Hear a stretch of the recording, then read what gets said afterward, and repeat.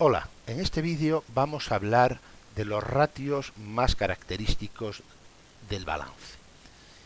En un vídeo anterior hablamos de ratios en general y hablamos de porcentajes verticales que nos dicen el peso relativo de una partida respecto de un total y de ratios horizontales que nos hablan del porcentaje de variación que se ha producido en una partida entre dos fechas distintas.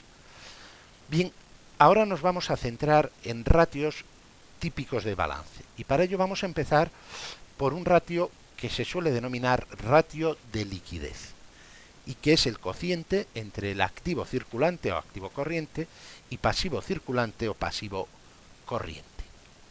Comparamos las partidas más líquidas del activo con las partidas más exigibles del pasivo. Eso sí, en forma de cociente, porque por diferencias entre activo circulante y pasivo circulante se puede calcular el fondo de maniobra. En definitiva, este ratio está muy relacionado con el fondo de maniobra. Nos indica si los activos más líquidos, los activos circulantes, son suficientes para hacer frente a las obligaciones más inminentes, al pasivo a corto plazo. Aunque es difícil establecer un valor tipo que pueda servir para diferentes sectores, se suele considerar que este ratio debe tener normalmente un valor por encima de la unidad. Si este ratio es mayor que 1, estoy diciendo exactamente lo mismo que cuando decíamos que el fondo de maniobra, como regla general, debe ser una magnitud positiva.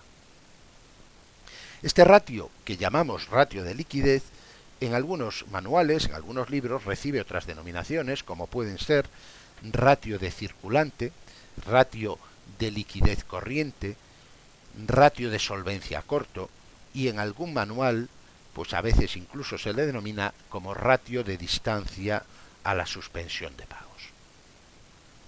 Bien, un segundo ratio muy característico sobre un balance sería el denominado ratio de garantía, también llamado a veces ratio de solvencia.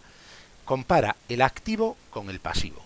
Comparamos los bienes y derechos, las inversiones que figuran en el activo, con las deudas que figuran en el pasivo.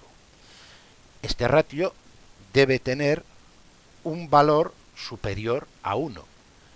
Nos indica el número de veces que mis bienes y derechos contienen a mis deudas. Si este ratio está por encima de 1, el activo es mayor que el pasivo y el patrimonio neto es positivo. Por lo tanto, este ratio debe tener un valor mayor que la unidad, puesto que en caso contrario nos hallaríamos ante una situación contable que denominamos quiebra, déficit o bancarrota. En definitiva, decir que este ratio debe ser mayor que 1 equivale a decir que el patrimonio neto de una empresa debe ser positivo. Y un tercer ratio fundamental, una tercera relación básica en un balance, es la relación que llamamos de endeudamiento. Relación entre pasivo y patrimonio neto. Este ratio nos está indicando cómo es la estructura financiera de la empresa, prescindiendo de las inversiones, es decir, prescindiendo del activo, cómo es la estructura financiera, cuánto pesan las deudas en relación con los recursos propios o patrimonio neto. Este ratio es muy variable de unos sectores a otros o incluso de unas épocas a otras, pero en general se suele establecer un punto de inflexión en el 1. Si este ratio es superior a 1, el peso de las deudas es superior al patrimonio neto. Se habla de una empresa con un endeudamiento alto.